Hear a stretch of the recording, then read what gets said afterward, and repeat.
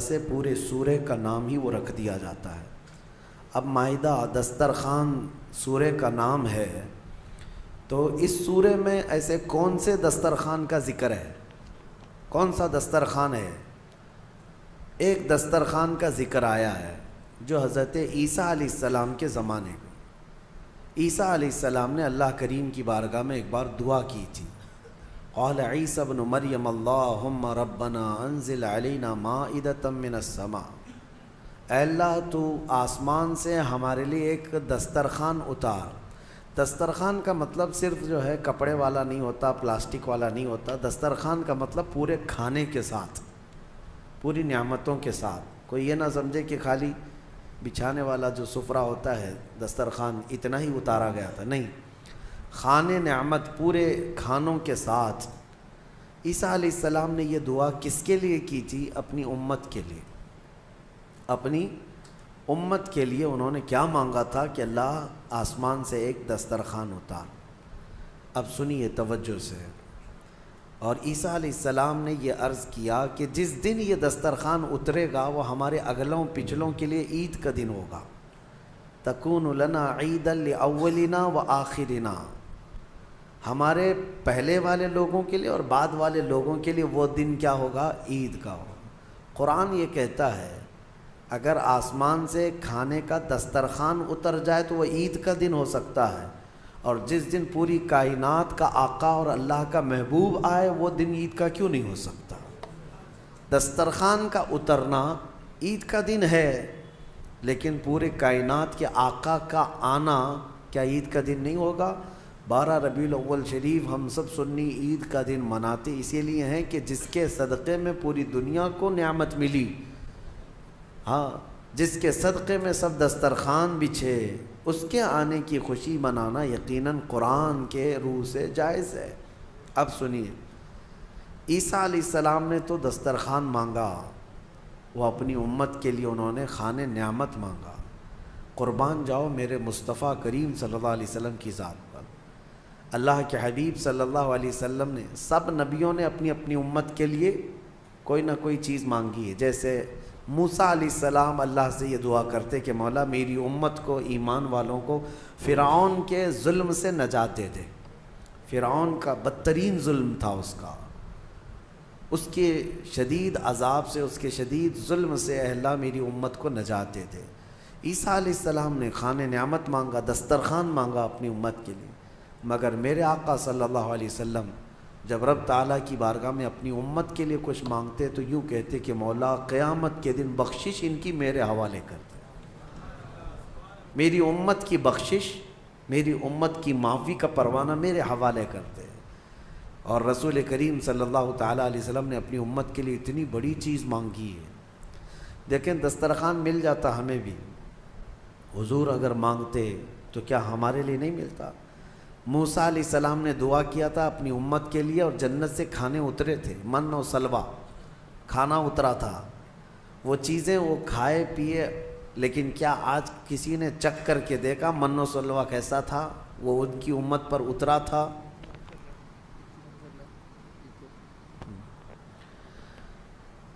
ان کی امت پر اترا تھا اور وہ ختم ہو گیا، لیکن جو چیز ہمیشہ کی ہے، زندگی کے بعد آخرت میں جو ہمیشہ رہنے والی چیز ہے، وہ جنت ہے ہمارے لیے، اور نبی پاک صلی اللہ علیہ وسلم نے بخشش اور ہماری مغفرت کے ساتھ ہمارے لیے جنت ہی مانگا ہے۔ اس آیت، اس سورہ میں، سورہ مائدہ میں ایک واقعہ ہے، خاص طور پر انسان اول کا، دنیا میں سب سے پہلے آنے والے انسان کون ہے؟ آدم علیہ السلام۔ ہمارے عقیدے کے مطابق وہ منو نہیں ہے، جیسے آج منو ثابت کیا جا رہا ہے۔ آدم علیہ السلام آدم علیہ السلام ہے، تو منو یہ سب چیزیں ہمارے اس میں نہیں آئی، نہ حدیث سے ثابت ہے نہ قرآن سے ثابت ہے۔ سنا ہے آپ نے کہیں آدم علیہ السلام کا نام؟ میرے عزیزو، یہ ایک طرح کی سازش ہے، منوواد کی طرف لوگوں کو دھکیلنا۔ ہمارے ہندوستان میں بہت پہلے ایک راج چلا ہے منوواد کا، اس کی ڈیٹیل پھر کبھی میں بتاؤں گا۔ وہ ایسا بدترین دور تھا کہ کم ذات کے لوگوں کو جینے کا حق ہی نہیں تھا۔ وہ اس طرح کہ وہ اگر کسی بڑی اونچی ذات والے کو چھو بھی دیتا تو پھر اس کے ہاتھ کاٹ دیے جاتے۔ مقدس کتابیں اگر کم ذات کا آدمی سن لیتا تو اس کے کان میں گرم تیل ڈال دیا جاتا۔ بہت سخت ترین چیزیں، یہ جو کاسٹزم تھا جو اس منواد میں تھا، اور ہم اس کے خلاف ہیں۔ بہرحال یہ منو کیا ہے، اس کے سلسلے میں ہم کو کیا بحث کرنی ہے؟ ہمیں ہمارے نبی پاک صلی اللہ علیہ وسلم نے جو انبیاء کے نام بتائے ہم ان کو نبی مانتے ہیں۔ بات صحیح ہے۔ یہ گمراہی کا دور ہے، ابھی بہت زیادہ فتنے پھیلے ہوئے ہیں۔ میں آپ کو بتا دوں، آدم علیہ السلام دنیا کے سب سے پہلے انسان اور سب سے پہلے نبی اور سب سے پہلے رسول جب دنیا میں تشریف لائے آدم علیہ السلام، تو جب وہ تشریف لائے تو ان کے بعد ان کی اولاد کا جو سلسلہ شروع ہوا تو سب سے پہلا بیٹا پیدا ہوا حابیل۔ سب سے پہلا بیٹا حابیل۔ آدم علیہ السلام کے بچے جو ہوتے تھے روز ایک لڑکا ایک لڑکی، روزانہ حضرت حوا حاملہ ہوتی اور شام تک ان کو بچے ہو جائے، 2 بچے۔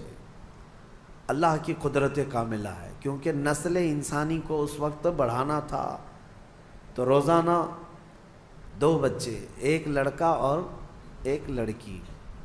پہلے دن پیدا ہوئے حابیل، اور اس کے بعد ان کے ساتھ جو پیدا ہوئی وہ اقلیمہ نام سے تھی۔ دوسرے دن جو پیدا ہوئے وہ قابیل، اور اس کے ساتھ یہودا نام کی لڑکی پیدا ہوئی۔ اب قانون شریعت یہ تھا آدم علیہ السلام کی امت کا، امت کون ہے؟ ان کی اولاد ہی۔ اب قانون آدم علیہ السلام چونکہ رسول تھے، شریعت کا قانون یہ تھا کہ آج جو پیدا ہوا لڑکا ہے وہ کل پیدا ہونے والی لڑکی کے ساتھ نکاح کر سکتا ہے۔ سیم ڈے والی لڑکی اس کی سگی بہن مانی جاتی، حالانکہ سب بہن ہیں، لیکن سیم ڈے جو پیدا ہوئی وہ لڑکی اور وہ لڑکا شادی نہیں کر سکتے۔ اور آدم علیہ السلام کی شریعت کا ہی یہ قانون۔ میں یہاں رک کر کے تھوڑی بات بتانا چاہوں گا۔ آج جو لڑکا پیدا ہوا ہے وہ کل جو لڑکی پیدا ہو رہی، یہ دونوں بھائی بہن ہیں یا نہیں؟ ایک ہی ماں سے ہیں اور ایک ہی باپ سے ہیں، لیکن چونکہ اس وقت کوئی آبادی ہی نہیں تھی، کوئی دوسری آبادی ہی نہیں تھی۔ شادی ہونا ہے تو انہی میں ہونا ہے، نسل پیدا ہونا ہے تو انہی میں ہونا ہے۔ یہ آدم علیہ السلام کی شریعت میں جائز تھا۔ اب کیا ہمارے لیے یہ جائز ہے کہ آج تم پیدا ہوئے اور 10 سال بعد تمہاری ماں سے دوسری لڑکی پیدا ہوئی تو اس سے تم نکاح کر سکتے ہو، چاہے 50 سال بعد پیدا ہو؟ نہیں، سگی بہن ہے تو اس سے نکاح حرام ہے۔ کل میں نے آپ کو بتایا تھا محرمات عورتیں کیا ہے۔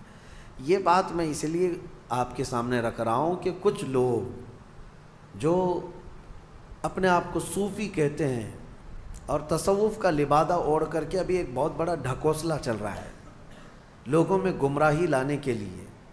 ان کو شریعت سے کوئی مطلب نہیں ہے، وہ کہتے ہیں ہم طریقت والے ہیں، وہ معرفت والے ہیں۔ ان کے ہاں کیا ہے، ایک چیز وہ دلیل کے طور پر لاتے ہیں کہ سجدہ کرنا اپنے پیر و مرشد کو یا قبروں کو یا اولیاء کو جائز ہے۔ وہ اس لیے کہتے ہیں کہ کیا آپ کو نہیں پتہ آدم علیہ السلام کو سارے فرشتوں نے سجدہ کیا تھا؟ آدم علیہ السلام کو سجدہ کرایا گیا تھا نا، لیکن یہ انہیں فرق نہیں معلوم۔ فرشتوں کا سجدہ تھا آدم علیہ السلام کے لیے، وہ عبادت کا سجدہ نہیں تھا، وہ تعظیم کا سجدہ تھا۔ وہ کیا تھا؟ تعظیم کا۔ اور حکم کس کا تھا؟ اللہ کا تھا۔ اور پھر ان کے ہاں ایک دلیل ہے، یہ صوفی جو کہتے ہیں، گمراہ لوگوں کے بارے میں کہہ رہا ہوں، جو اوریجنل صوفی ہیں الحمدللہ وہ میرے مصطفیٰ کی شریعت کے پابند ہوتے ہیں۔ اصل صوفی دیکھنا ہو تو غوث اعظم ہے، اصل صوفی سرکار غریب نواز ہے، وہ شریعت پر پورے کامل طور پر پابند تھے۔ اور ایک دلیل وہ یہ دیتے ہیں کہ یوسف علیہ السلام کو ان کے باپ اور ان کے 11 بھائی سارے لوگوں نے سجدہ کیا تھا، وہاں بھی وہ تعظیم کا سجدہ تھا. پہلی شریعتوں میں تعظیم کا سجدہ جائز تھا، لیکن میرے مصطفیٰ کی شریعت میں تعظیم کا سجدہ بھی جائز نہیں. تعظیم کا سجدہ بھی جائز نہیں. نہ کسی پیر کو، نہ کسی فقیر کو، نہ کسی ولی کو، کسی کو بھی سجدہ کرنا جائز نہیں ہے. میں ان کو الزامی جواب کے طور پر یہ کہتا ہوں، جو لوگ کہتے ہیں آدم علیہ السلام کو کیا سجدہ نہیں کیا گیا تھا، تو آدم علیہ السلام کی شریعت پہ چل رہے ہو یا محمد الرسول اللہ کی شریعت پہ چل رہے ہو؟ اگر آدم علیہ السلام کی شریعت پہ چل رہے ہو تو ان کے ہاں بہن سے نکاح بھی جائز تھا، کیا تم کر سکتے ہو؟ شریعت منسوخ ہو جاتی ہے، ایک نبی کے جانے کے بعد دوسرے نبی آئے، ان کی شریعت الگ ہو گئی، لیکن میرے نبی کے آنے کے بعد پچھلی تمام شریعتیں ختم ہو گئی. اب جو بھی چلے گی وہ کیا ہے؟ آئی نئی حکومت، سکہ نیا چلے گا. اور نبی کریم صلی اللہ علیہ وسلم کی شریعت، حتیٰ کہ قیامت کے قریب عیسیٰ علیہ السلام بھی تشریف لائیں گے تو فرمایا گیا وہ شریعت مصطفیٰ کے مطابق عمل کریں گے، وہ اپنی شریعت لے کر نہیں آئیں گے. حالانکہ عیسیٰ علیہ السلام نبی بھی ہیں، رسول بھی ہیں، ان کے زمانے میں ان کی شریعت تھی، لیکن قیامت کے قریب اب عیسیٰ علیہ السلام آئیں گے تو کس کی شریعت پر عمل کریں گے؟ ہمارے نبی پاک صلی اللہ علیہ وسلم. اب سنیے، آدم علیہ السلام کے بڑے بیٹے حابیل اور قابیل کا واقعہ اس میں آیا ہے.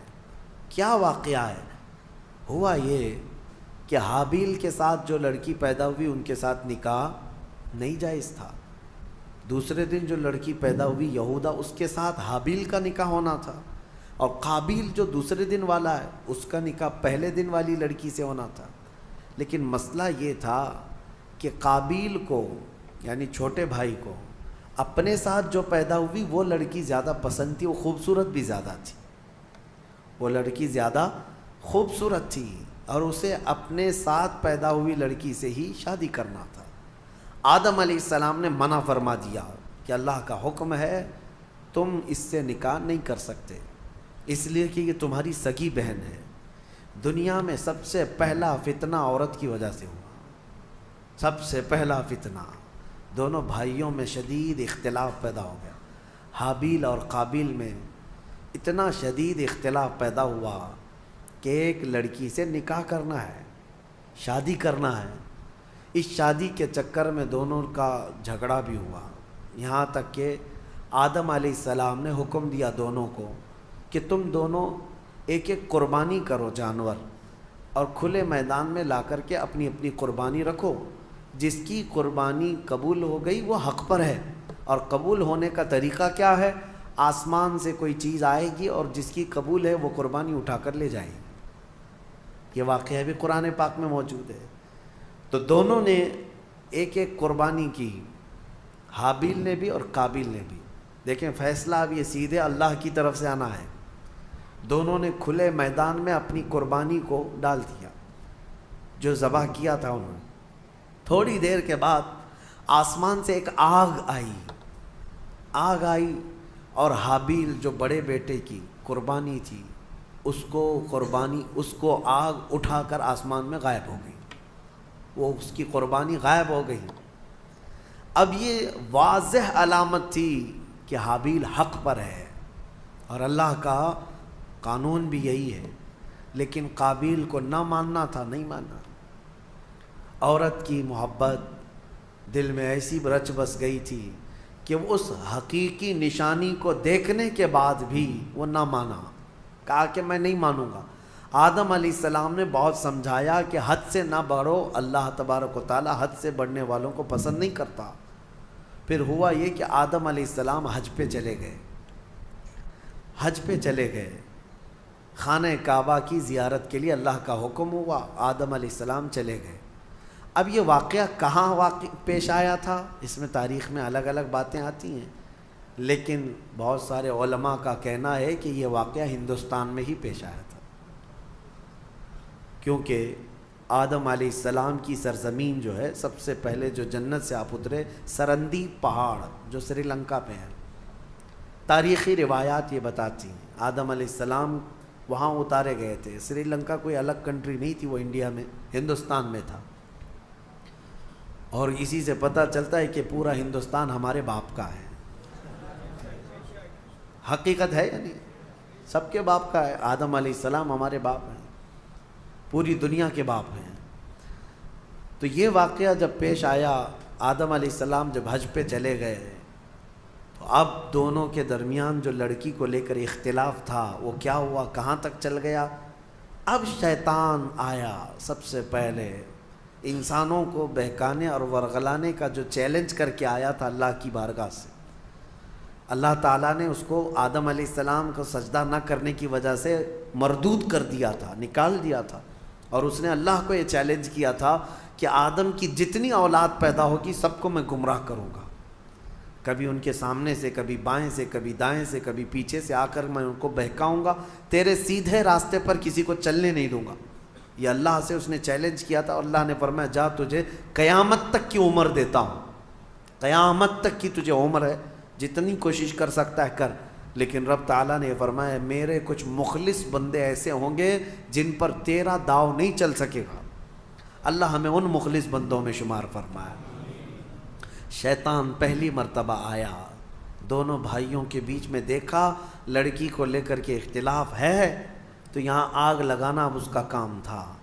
اس نے آ کر کے قابیل کو کہا تیرے لیے اچھا سا راستہ میں کیوں نہ بتاؤں, تیرے حق میں وہ لڑکی اچھی ہے, تجھے کرنا ہی چاہیے تھا. تیرا باپ بھی مخالف ہے, تیرا بڑا بھائی بھی مخالف ہے, لہذا ایک کام کر, اس تیرے بڑے بھائی کو دنیا سے ہی ختم کر دے, راستہ صاف ہو جائے گا. اس وقت تک ابھی موت نہیں معلوم کسی کو, پیدا تو ہوئے تھے لیکن موت ابھی تک کسی کی نہیں آئی ہے, نہ ہی مرنا معلوم نہ ہی مارنا معلوم تھا. تو قابیل کو آ کر کے ابلیس نے, شیطان نے طریقہ بتایا. قابیل نے پوچھا میرے بھائی کو اگر ہمیشہ کے لیے میں راستے سے ہٹانا چاہوں تو کیا کرنا ہے. تو ابلیس نے ایک بہت بڑا پتھر اٹھا کر کے دکھایا, کہا کہ اس طرح پتھر اٹھاؤ اور اس کے سر پر مار دو. تو حابیل ایک جگہ پر بیٹھا ہوا تھا, اسے بھی خبر نہیں تھی کہ بھائی اپنی موت کا سبب بنتا ہے. تو قابیل جو چھوٹا بھائی تھا, لڑکی کے عشق میں جو پاگل تھا, پتھر اٹھایا اور لے جا کر اپنے بڑے بھائی کے سر پر پیچھے سے دے مارا. جیسی ہی مارا تو وہ سر پھٹ گیا اور بڑے بھائی کا اسی جگہ پر انتقال ہوا. دنیا کا پہلا مرڈر ہے, دنیا کی پہلی موت اور دنیا کا پہلا قتل کس نے کیا؟ چھوٹے بھائی نے بڑے بھائی. کس کے لیے کیا وہ بھی پتہ ہے, عورت کے لیے کیا. ہوا یہ کہ قتل کرنے کے بعد اب یہ تک نہیں پتہ تھا اس کو کہ کرنا کیا ہے اس لاش کا. اللہ فرماتا ہے فَبَعَثَ اللَّهُ غُرَابًا يَبْحَثُ فِي الْأَرْضِ, اللہ تعالیٰ نے کوے کو بھیجا. کوا, دو کوے آسمان سے اڑتے ہوئے آئے. ایک کوا دوسرے کوے کو ٹھونک مارتا تھا, لڑائی دونوں کی چل رہی تھی, دونوں کووں کی لڑائی چل رہی. قرآن میں اللہ نے بیان فرمایا اس کو. لڑتے لڑتے ایک کوے نے دوسرے کوے کو اتنا مارا کہ زمین پر گر گیا. ایک کوا مر گیا, دوسرا کوا بیٹھا تھا. ایک زندہ کوا ہے اور ایک مردہ کوا ہے. کوے بھی دونوں بھائی ہی ہوں گے اور کیا پتہ وہ بھی کسی لڑکی کے لیے لڑ رہے ہوں, لیکن یہ تو تفسیر میں نہیں ہے. کیوں لڑ رہے تھے یہ تو نہیں معلوم. لڑے اور مارا بھی ایک کوے نے اور مر گیا دوسرا کوا. تو رب تعالیٰ فرماتا ہے پہلے کوے نے اپنے پیروں سے زمین کھودنا شروع کیا. کچھ زمین کھودا اور مرے ہوئے کوے کو اس گڑھے میں دھکیل دیا اور پھر پیروں سے اس کے اوپر مٹی ڈال دیا. تو قابیل وہ کووں کی اس حرکت کو دیکھ رہا تھا. اس کے بعد اسے یہ پتہ چلا کہ اپنے مرے ہوئے بھائی کو اس طرح زمین میں چھپا دینا چاہیے. تو پہلی مرتبہ قابیل نے خود قبر کھودی اور حابیل کو اس کے اندر دفن کر دیا اور اس پر مٹی ڈال دیا.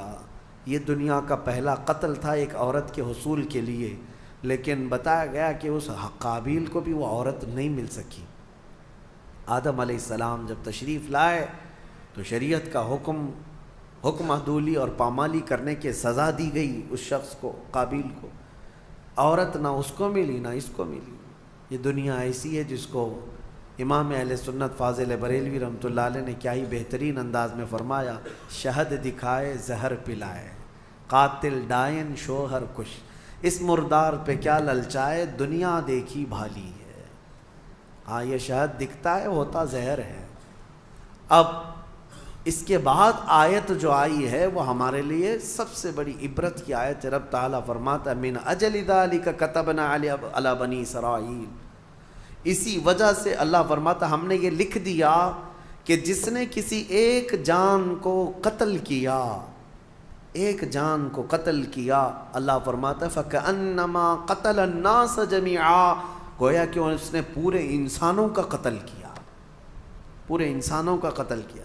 وَمَنْ أَحْيَاهَا فَكَأَنَّمَا أَحْيَا النَّاسَ جَمِيعًا، اور جس نے کسی ایک جان کو بچایا گویا کہ اس نے پورے انسانوں کو بچایا۔ یہ اللہ کا قانون ہے، جس نے ایک قتل کیا اس نے پورے انسانوں کا قتل کیا۔ اب یہاں سے قیامت تک جتنے مرڈر ہوں گے، قتل ہوں گے، ان سب قتل اور مرڈر کا گناہ اس قابیل کو دیا جائے گا جس نے سب سے پہلا قتل دنیا میں کیا۔ لیکن کوئی یہ نہ سمجھے کہ اس کو نہیں ملے گا، سب قابیل پہ جائے گا۔ ہاں، یہ سوچ کر کے مرڈر شروع ہو جائے۔ قتل کرنے کا گناہ خود کا گناہ تو ہے ہی، لیکن اتنا بڑا گناہ اس کو بھی دیا جائے گا جو فرسٹ ٹائم شروع کیا ہے۔ اور اسی قاعدے کے مطابق کوئی بھی برا کام تم شروع کر رہے ہو، یاد رکھو اگر اس کی پیروی کرتے دوسرے لوگ بھی وہ گناہ میں ملوث ہوئے، ان سب کے گناہ کا بوجھ بھی تمہارے اوپر ڈالا جائے گا۔ ہو سکے تو کوئی نیا کام اچھا شروع کر دو تاکہ اس کی فالو کرتے کرتے لوگ ان کی نیکیاں تم تک آتی رہیں قیامت تک۔ کوئی برا کام تم نے، بہت سارے لوگ فیشن شروع کرتے ہیں، ان کو ایسا لگتا ہے کہ یہ میرا فیشن ہے، ایک نیا فیشن۔ گناہ کو اگر فیشن شروع کیا، نیکی کو فیشن بناؤ۔ اگر اس کی کوئی اقتدا کر لیا تو اس کا ثواب تمہیں ہے۔ مثال کے طور پر نماز میں، نماز کے بعد ہم تسبیح پڑھنا شروع کر دی، سبحان اللہ و بحمدہ سبحان اللہ العظیم، لوگ اس کو نقل کرتے رہے۔ جس نے بھی جہاں پر بھی شروع کیا، جب تک پڑھا جاتا رہے گا شروع کرنے والے کو اس کا ثواب ملتا رہے گا۔ آپ نماز کے بعد سلام شروع کر دیے، برسوں تک اگر میرے آقا کی بارگاہ میں لوگ اسی پر نقل کرتے ہوئے سلام پڑھتے رہے تو اس نئے کام کی ابتدا کرنے کا ثواب تو ہے ہی، لیکن جتنے لوگ اس نیک کام پر عمل کرتے رہیں گے ان سب کا ثواب بھی آپ کو دیا جائے گا، اور عمل کرنے والوں کے ثواب میں بھی کوئی کمی نہیں ہوگی۔ اسی طرح گناہ کا مسئلہ ہے کہ اگر تم نے نیا کام شروع کیا، پینٹ پھاڑ کر کے پہنو، سطر دکھا کر کے گھومو، کانوں میں بالیاں پہن لو، ہاتھوں میں چوڑیاں پہن لو، اور تھوڑی لمبی چوٹی لگا کر کے، مردوں کی بات کر رہا ہوں، نوجوان، اور یہ سمجھتے ہیں کہ ایک نیا فیشن ہے۔ یہ کون سا فیشن ہے کہ نہ مرد نظر آ رہا ہے نہ عورت نظر آ رہا ہے۔ اگر اس طرح کی حرکت کر کے کوئی نیا فیشن سمجھتا ہے گناہ کو، اور اس کا دیکھا دیکھی جتنے لوگ اس پر عمل کرتے رہیں گے ان سب کا گناہ اس کے اوپر ہوگا۔ شروعات میں اپنی جانب سے کوئی ایسی چیز نہ لاؤ، اللہ ہم سب کی حفاظت فرمائے۔